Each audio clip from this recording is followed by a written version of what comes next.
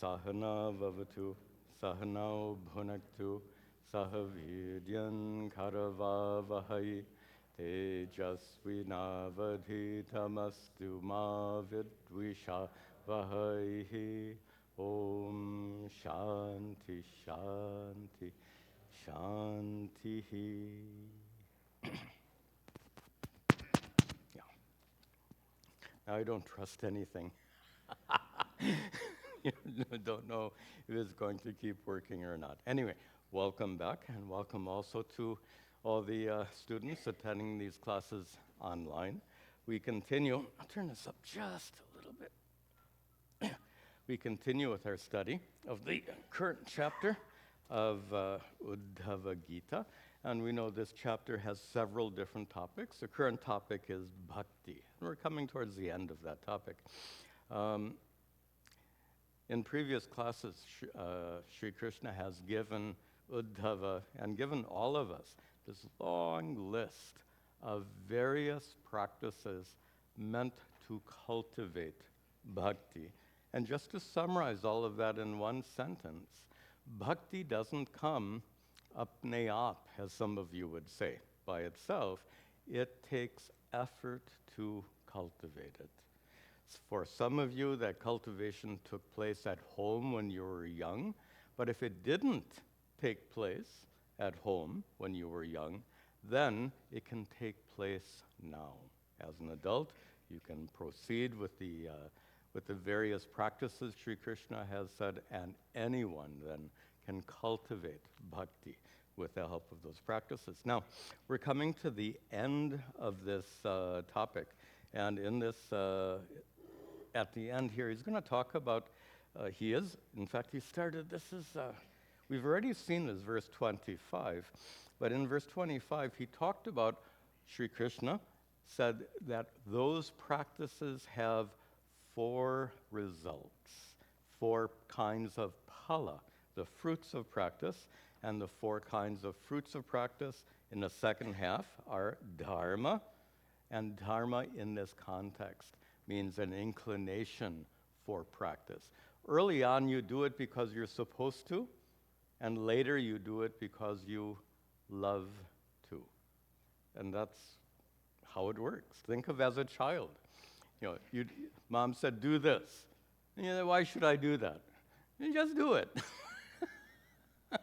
So you did it because you were supposed to do it, and later you did it because you love to. That's the idea, that one of the fruits of practice is that what was once done because you should do it is now done because you love to do it. You've discovered the meaning and purpose of it.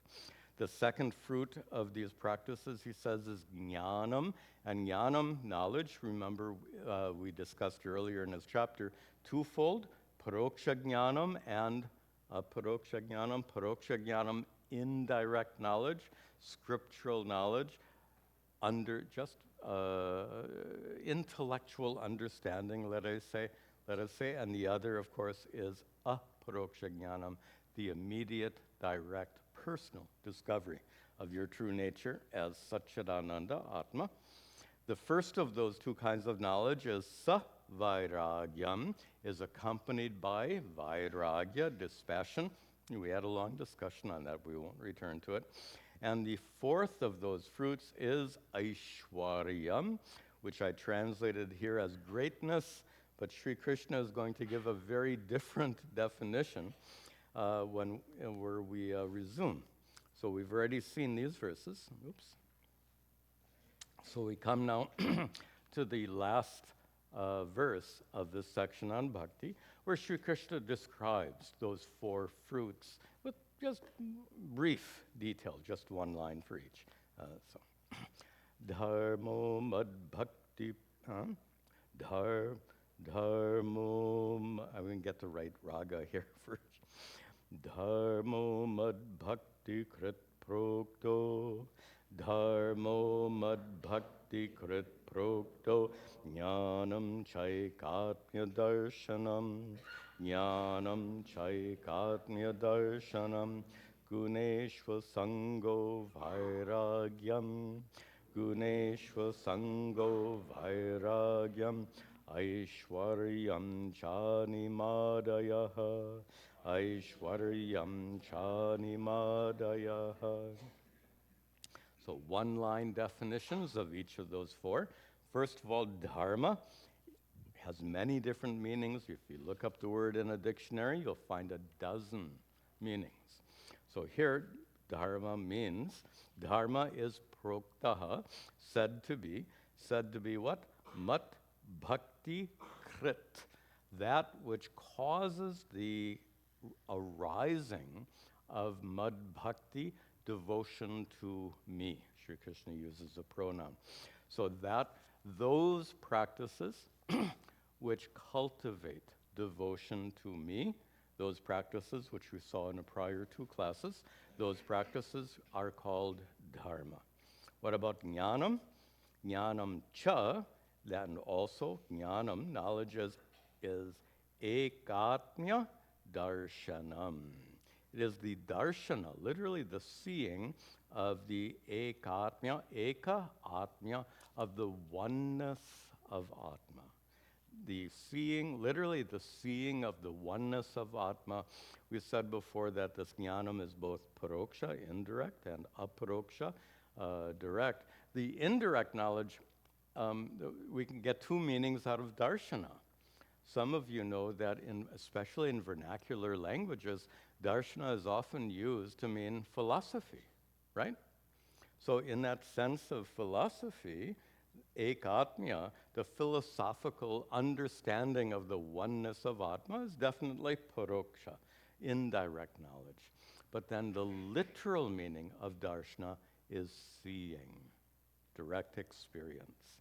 So by that second meaning of darshana, you have the other meaning of jnanam, which is aparoksha jnanam, immediate direct knowledge. Both of these can be considered jnanam, one of the fruits of practice. The next is vairagyam, which literally means dispassion. Dispassion towards what? Guneshu asangaha. Asangaha being unattached to guneshu. The world is trigunatmaka. The world is made of gunas. So to say dispassion towards gunas means towards the world. That's what it means in this context. To recognize that worldly, as you've heard in many classes, to recognize that worldly achievements will never culminate in perfect contentment. The last one is interesting. It's kind of what we now say an outlier. If somebody or something doesn't fit in, we call it an outlier. Nice term.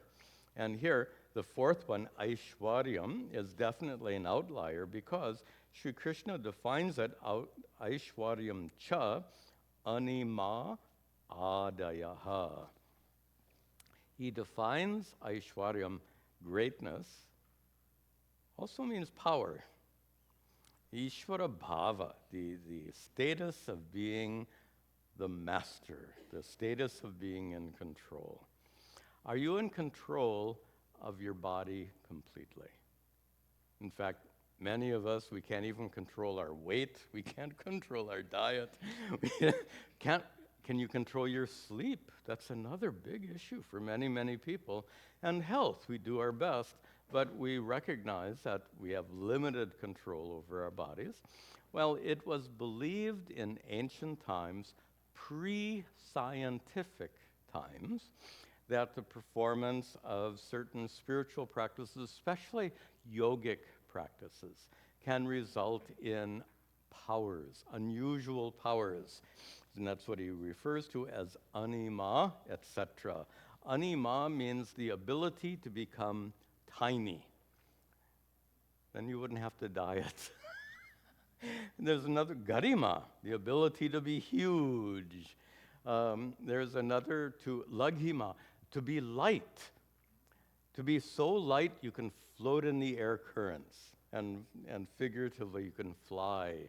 Or the opposite, to be so heavy you become immovable. Other powers like being able to read other people's minds. A lot of these powers are called siddhis, you may know that. And many of these siddhis are actually described by Patanjali in his Yoga Sutras. And they were part of this ancient worldview, a pre-scientific worldview.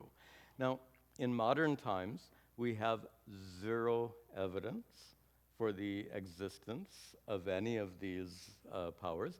Doesn't mean they couldn't exist or could never have existed, we don't know. What we know for sure is they don't seem to exist anywhere today. That we know for sure. So here's a good place to recognize the fact that we're reading an ancient scripture. So we need to understand the historical context. So 1,000 years ago and more, they accepted all of these powers as being a normal part of life. Today, with the benefit of our scientific wisdom, we know otherwise.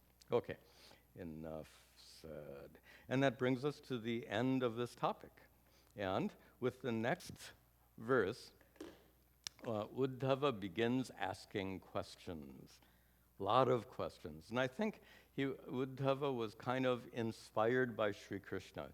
So Sri Krishna gave this list in four things, in 4 verses, in 4 lines, and maybe that inspired Uddhava to start asking questions, a lot of questions. So let's see those questions.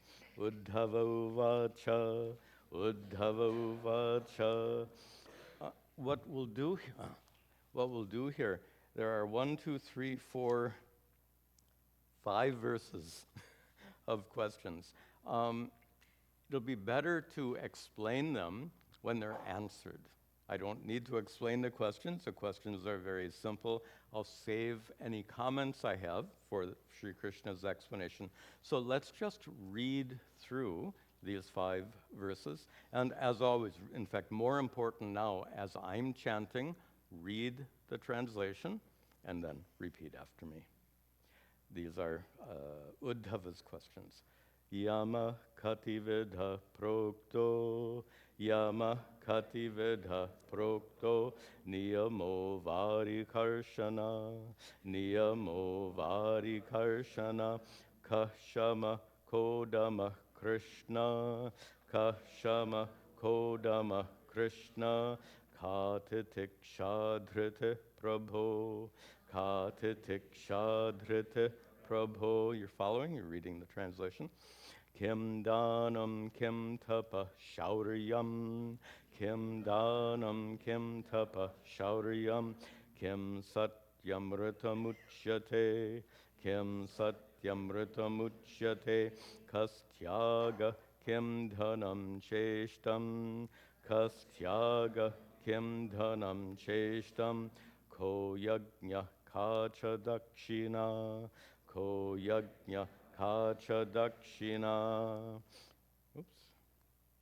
Pumsa kim switbalam shriman, pumsa kinchit balam shriman, bhago labhascha keshava, bhago labhascha keshava, ka vidya hri paraka shrihi, ka vidya hri paraka shrihi, kim sukham dukham eva cha, kim sukham dukham eva cha, ka pandita kascha murkaha, ka pandita kascha murkaha, ka panta utpataschakaha, ka panta utpataschakaha, ka swargo naraka kaswit, ka swargo naraka kaswit, ko bandhuruta kim griham, ko griham, ka adhya ko daridrova, ka adra. I'm sorry, my mistake. Ka adhya ko daridrova, ka adhya ko daridrova, kripana ka ishvaraha, kripana ka ishvaraha, etan prashnan mama bruhi, etan prashnan mama bruhi, viparitan cha sat satpate, viparitanscha satpate. Etan prashnan, these questions, mama bruhi, please tell me the answer to these questions. Viparitancha, also the opposites. So some of the questions had an opposite included. Is it A or the opposite of A? Remember a math class? A and A not. Does that bring back any memories? If it doesn't, you're lucky. You didn't have to take those boring math classes. Good. So please tell me all this. Satpate, O master of reality, he addresses Lord Krishna. Uddhava, actually, if you count the individual questions in those 5 verses, I counted a total of 36 questions. So apparently he's been waiting a long time to ask questions, so it all comes out at once. And now Sri Krishna is going to, actually the rest of the chapter now is devoted to answering these questions one at a time, and with some important insights that will come up. The first 2 questions, if you remember, were yama and niyama. Yama, we usually translate as prohibitions. Niyama, we usually translate as injunctions. Basically, don't do this and do that. They're do's, don'ts. We say do's and don'ts, but here it's in the reverse order, don'ts and do's. These terms, prohibition and injunction, are used because they're like religious do's and don'ts, not like what Mother says, when you eat, close your mouth when you're a child. So that's not a religious mandate, so that's why it's simply a do or don't. But here, these are all given in a religious context. Now, when rules are given in a religious context, we come to think of commandments. You know, thou, from the Old Testament of the Bible, thou shalt not kill. Thou shalt not steal, etc. And these do's and don'ts, especially the don'ts, the prohibitions, the yamas, which we're going to see in just a moment, come off sounding a little bit like commandments. And if you ask a Christian or Jewish religious professional, it says, you know, why shouldn't I steal? And the answer is, from a religious point of view, the answer is because you will make God upset. Huh? You can make God upset? If you can make God upset, who's more powerful? you or God? You get my point?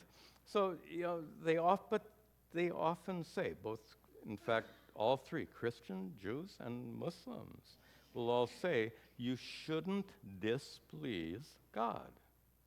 These commandments are given so you can do God's will and not make God displeased. Like when Mom says, chew with your mouth closed, when you do the right thing, then Mom is happy. Remember, you're a child now. And when you fail to follow her instructions, Mom becomes unhappy. So interesting, the child has power over Mom. To make Mom happy or unhappy. That's another problem we'll talk about another time. But it doesn't make sense in a religious context that you have the power to make God pleased or displeased. This is language that's commonly used, and it's confusing language. I'm sure a educated Christian, Jew, or Muslim would not say that you have the power to make God pleased or displeased. This is the language that's used commonly, and it's really confusing language. We should just set it aside. The Hindu approach to these yamas, by the way, the yamas begin with ahimsa, don't kill, and satyam, don't lie. So they sound like we're back to commandments. But here there's another difference. and an important difference. If you haven't heard this before, please listen very carefully. What is the reason that rules are given? So in the biblical tradition, God is the lawgiver, so you have to conform to God's laws. It is, really speaking, for God's sake. You have to conform to God's laws. He has established the laws, and you have to conform. From a Hindu standpoint, it couldn't be more different, and that is that following these yamas and niyamas are not for God's sake, they're for your sake, and only for your sake. If you want to live a good life, follow these yamas and niyamas. If you want your life to be even more miserable and difficult than it even already is, then ignore these yamas and niyamas and just do whatever you want. You know this to be true in your own experience. You know someone, the term I've used, you know someone who has convenient ethics. What are convenient ethics? You're ethical when it's convenient. At other times, anything goes. You know people like that. Tell me, by and large, are they people who are happy and relaxed, or are they people who are always in distress and in some kind of trouble, in some kind of state of conflict? We create our own messes in life by failing to follow simple ethical principles. Those simple ethical principles are included in these yamas and niyamas. So, simply put, the following yamas and niyamas is not rules to be followed to please some creator or lawgiver, but rather they're for your own sakes. And to finish our introduction here, I have an interesting point. Actually, there's another interpretation of the biblical commandments. And, as I said, a more educated person will not say that you're trying to please God and you don't want to displease God. So maybe a more mature person won't say that. But what they will say, and what they have to say, is that if you don't follow God's laws, you're going to hell. No follower of the Bible will dispute that. And if you do follow all of God's laws, you can go to heaven. Well, that's to say if you don't follow God's laws, that's a threat, right? And if they say, if they say if you follow all of God's rules, you go to heaven, that's like promising you a payoff at the end of the road. These are inducements. This is why actually I think it's a popular Marxist point of view to say religion is established to keep people under control, and they'll use this example. So religion will threaten you with hell. Religion will promise you heaven so that you are controlled. Religion keeps you under control. That may be a Marxist point of view. Christians and others have a very different point of view. But all of this is completely foreign to the Hindu tradition, in which it's all for your sake. It's all to help you. The yamas prevent you from doing things which will make your life more miserable. The niyamas encourage you to do things which will help your life, and both in a worldly sense and in a spiritual sense. We'll see that, I think, out in a couple of verses. Last part of this introduction, then we'll see Sri Krishna's answers. Some of you know that in Patanjali's Yoga Sutras, Patanjali gives a system of 8 angas, 8 limbs, 8 steps of yoga, and the first 2 happen to be yama and niyama. And there, Patanjali gives 5 yamas and 5 niyamas. And just to underline my prior comment, why would Patanjali give these do's and don'ts? He's not threatening you with hell or telling you to go to heaven. He's saying if you want to learn how to meditate, follow these yamas and niyamas. They're meant for your sake. Now, Patanjali gives 5 yamas, niyamas. Sri Krishna gives 12. 12 yamas, 12 niyamas. It's a little arbitrary. You can make a bad joke out of it, and that is Sri Krishna wants to do one up on Patanjali. That's just a joke. Don't take it seriously. So let's see Sri Krishna's response here. Shri Bhagavan Uvacha, Shri Bhagavan Uvacha, Ahimsa Satyamasteyam, Ahimsa Satyamasteyam, Asango Hrira Sanjayaha, Asango Hrira Sanjayaha, Astikyam Brahmacharyam Cha, Astikyam Brahmacharyam Cha, Maunam Stharyam Kshama Bhayam, Maunam Stharyam Kshama Bhayam. These are the 12 yamas given by Sri Krishna. Yama again, prohibition. The first 3, Satyam, Ahimsa, Satyam, and Asteyam, are exactly the same 3 that Patanjali gives. Ahimsa, don't cause harm. Please don't translate it as nonviolence. Doesn't mean nonviolence. Because the reason it can't mean nonviolence is this. If I hurt you in a nonviolent means, is that okay? I hurt you without resorting to violence.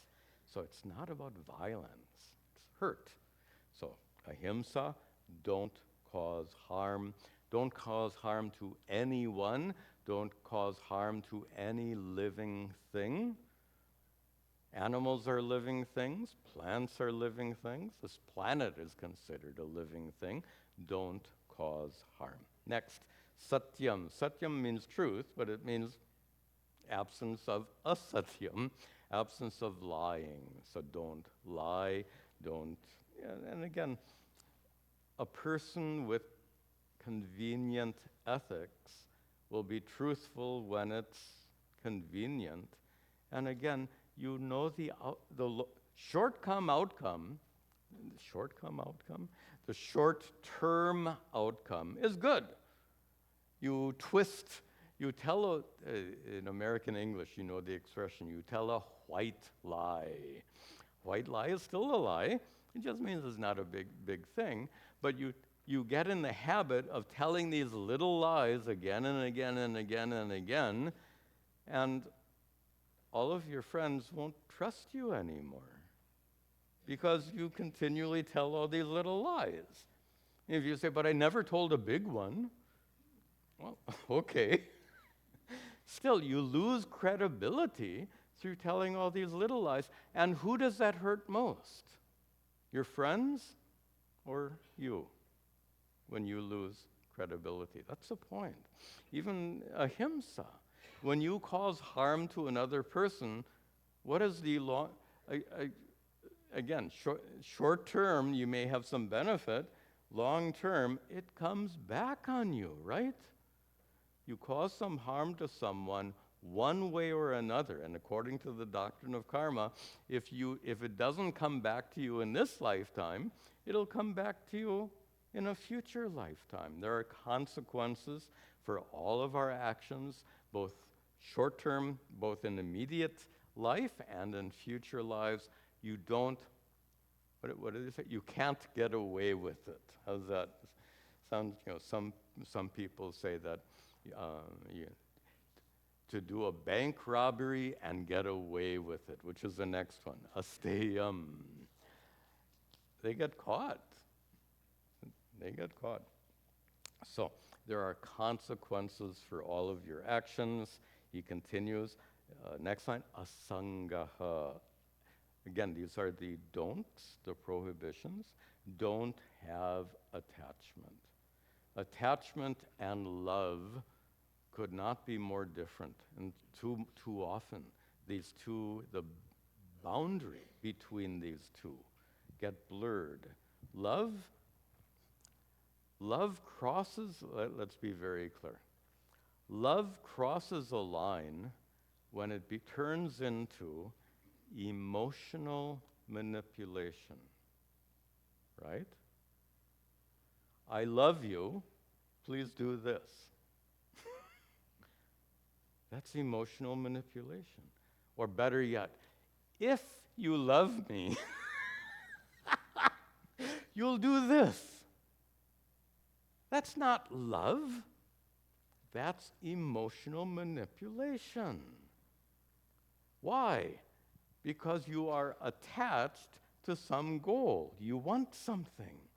And because you want to do something, you take your love, nice modern word, you weaponize your own love. You turn love into a weapon of manipulation. So be very, very clear. What is the boundary of love? It crosses that barrier. It becomes manipulative, and that manipulation is driven by sangha, attachment, where you want something so badly that you're willing to weaponize your love, your relationships.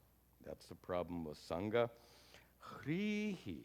Hrihi means modesty, and I'll go fairly quickly through these, and you're familiar with many of them. I'll go through them, and then we can see Sri Krishna's concluding statement. Hrihi here means modesty, but these are supposed to be yamas, right? So what does modesty mean? Don't be boastful.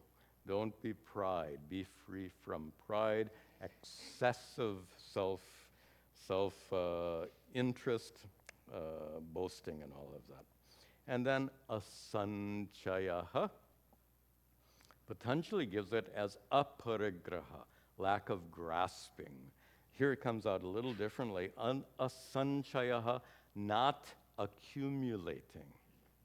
Tell me, at your home, do you have less than you need, exactly what you need, or more than you need? And the reference here is to the third one, where you end up deliberately or undeliberately accumulating more than you need.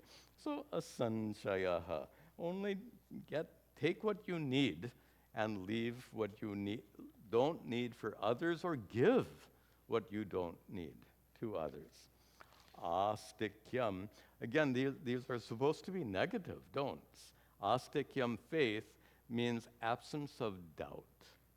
Now, absence of doubt in a particular sense. In general, doubt is a good thing. Doubt you won't hear many, you won't hear this, you won't find this in too many, you won't hear this in too many spiritual discourses or read it in spiritual books, but it's absolutely true in Advaita Vedanta. Doubt is a good thing. Doubt is your friend. It keeps you honest. It makes you ask questions. It makes you ascertain things very clearly, and it prevents one of the biggest obstacles in spiritual life, which is blind faith. Blind faith is an obstacle to spiritual growth. Absolutely. Blind faith is an obstacle. So here, astikyam, doubt, means not in a general sense, but specifically with reference to scriptural teachings. It means to recognize that these teachings came from these ancient rishis who themselves had discovered these eternal truths, and it's recognizing the source of the material, having that understanding that these are the teachings of the ancient rishis, and having that kind of respect for these teachings. That's what's meant here by astikyam, absence of doubt. Next, brahmacharyam, absence of improper sexual conduct. Maunam, That's interesting. Don't speak at all. It means you should, boy, life would be better if we'd follow this principle. Say something when you have something to say. I'm sorry to point out something you already know, but people talk for a lot of the wrong reasons, and people talk to gain emotional comfort, to gain attention, to appear big or important or whatever. There are a lot of improper is not the right, unnecessary speaking goes on all the time. So speak when you have something to say. Stairyam, firmness. Firmness here, again, these are the don'ts. So firmness would then mean absence of fickleness. Don't be fickle. Be clear about what you want. Make up your mind. And kshama, forgiveness. Forgiveness would be absence of complaining. Acceptance, tolerance. And forgiveness maybe is not the right translation here, but tolerance. So tolerance in a negative sense, don't complain. The example I gave before, actually when we were having all the technical problems today, one problem after another problem after another problem, generally people start complaining, oh my gosh, I have so many problems. Sure. And you'll have more coming tomorrow and the next day and the next day. Get used to it. That's life. That's how it works. Fortunately, along with having so many problems, you are given the skills and powers to handle all those problems. As we saw, Vigna Karta and Vigna Harta. The laws of Ishvara are such that problems are inevitable in life, but you are empowered to handle all those problems. So why complain about them? And finally here, abhayam, absence of fear, timidity, the readiness to do what is right, even when it's difficult. So many people want to take the easy way out. That's fear. Do what is right, even when it's difficult. That is abhayam. So these are the 12 yamas given by Sri Krishna. We'll see here briefly the 12 niyamas, the injunctions given by Sri Krishna. Shaucham tapas tapo homaha, shaucham japas tapo homaha, shraddha tityam mararchanam, shraddha tityam mararchanam, tirtatanam pararteha, tirtatanam pararteha, tushtiracharya sevanam, tushtiracharya sevanam. The 12 niyamas, actually there are 11. I don't know why, but there are 11. Any problem with that? Yeah, there's supposed to be 12. Anyway, we'll turn 11 into 12. We'll see how. Anyway, shaucham, and we're not simply, in fact, not so much purity of the body. That's easy. Take a bath each morning. Here, this one. And the kinds of impurities that we carry with us are hurt, guilt, frustration, irritation, all of this. These are mental impurities. You wouldn't carry impurities around on your body, yet we carry them around inside. What is that? You wouldn't dream of going out in public if you were physically dirty, if you were smelling, but no one hesitates if their feelings are, if their hearts are full of we say negativity, just anger and frustration and hurt and guilt and everything. No one thinks twice. That is mental impurity, impurity of the heart. It counts. And it counts every bit as much as physical purity. This is shaucham. Japaha. Japa, the practice of japa, to repeat a mantra, but in general, just a kind of prayer. Then tapas, austerities. Austerities like, actually, in this context, what a funny, making a funny thing. My mind goes in all funny directions. Here's an austerity. Pay attention in a boring class. How's that? So this material is a little repetitive. You've heard all of this before, and it's very easy to get distracted. And Swami Tadatmananda is just blah, blah, blah, blah, blah, blah, blah, blah, blah, blah, blah, blah, blah. It goes on and on and on. So tapas here means to make a concerted effort in something which is ultimately for your own good. But it is an effort. So yes, it may take a little effort to wade through all 12 of these yamas and niyamas. We make that effort and we are blessed by that effort. That effort is tapas. Then tapas, then homaha. Homa refers to yajna, any kind of ritual in which you make sacrificial offerings into a fire, but in general, any kind of worship. Shraddha, you translate as faith, but Shraddha is one of the words that's so beautiful and there's no English equivalent. It's so much more than faith. It's faith plus trust, plus reverence, plus giving the benefit of the doubt, plus so much more. All of that is Shraddha. Atityam, hospitality. Someone shows up, you take care of them. Many of you are very good at doing that, I know that. Madarchanam, worship of me, Sri Krishna says. Then tirtha atanam.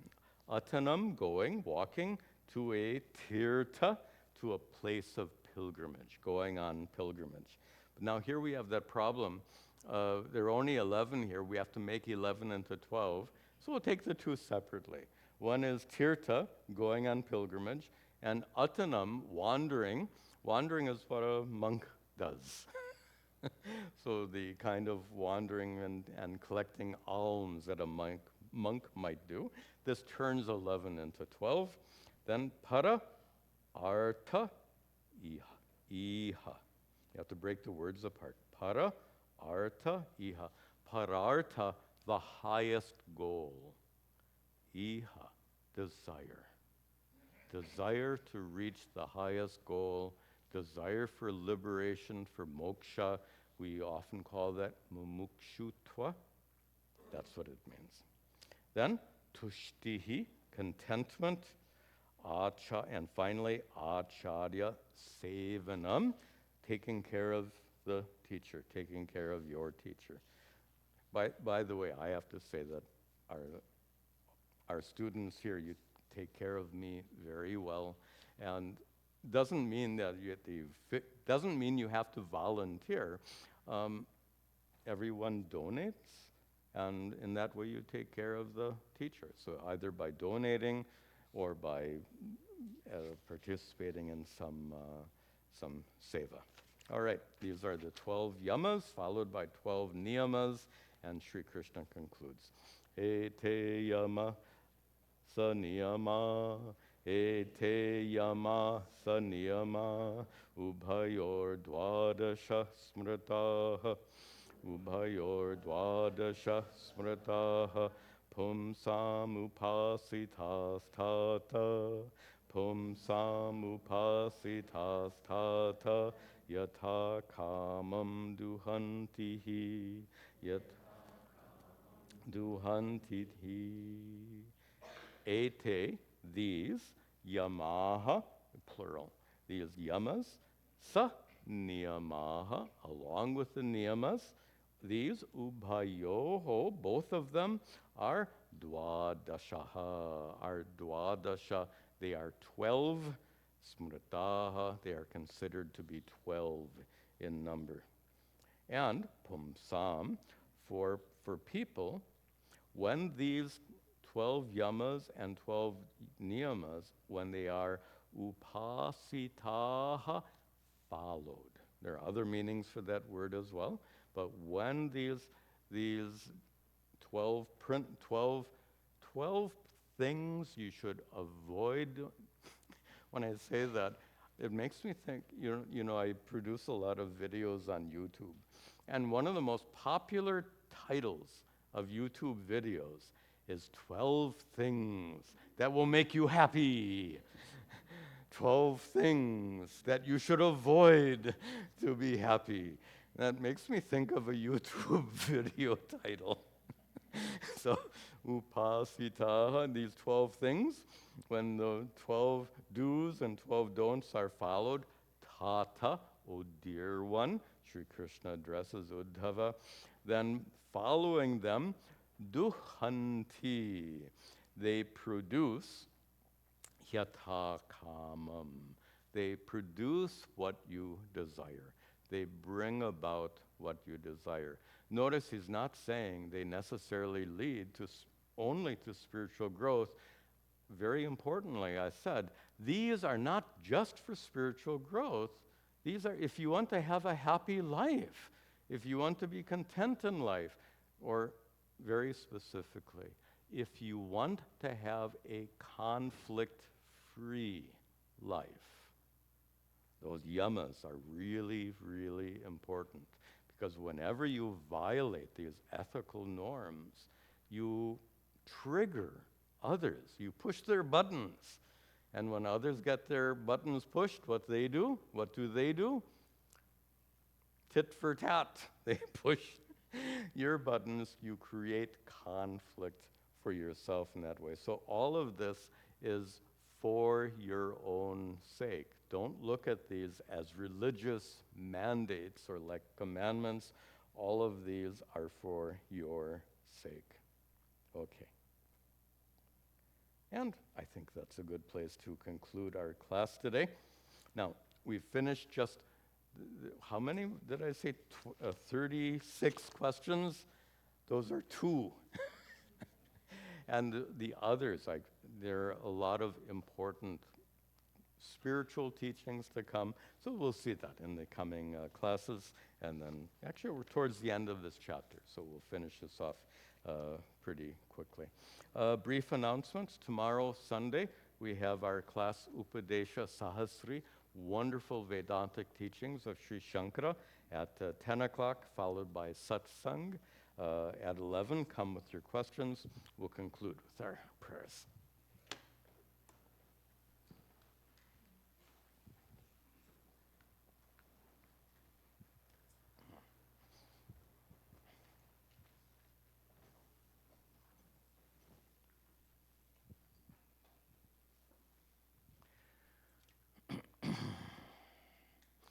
Om Gananahan Tva Ganapatigam Avamahe Kaving Gavinam Hupamashravastamam Jeshtarajam Brahmanam Brahmanaspatahana Shrinvan Utabasira Saranam Om Mahaganapataye Namaha Ishvaro Gururhatmeti Murti Bheda Vibhagine Vyomavad Vyapta Dehaya Dakshina Murtaye Namaha Vasudeva Sutam Devam Kamsachanuramardanam Devaki Paramanandam Krishnam Vande Jagadgurum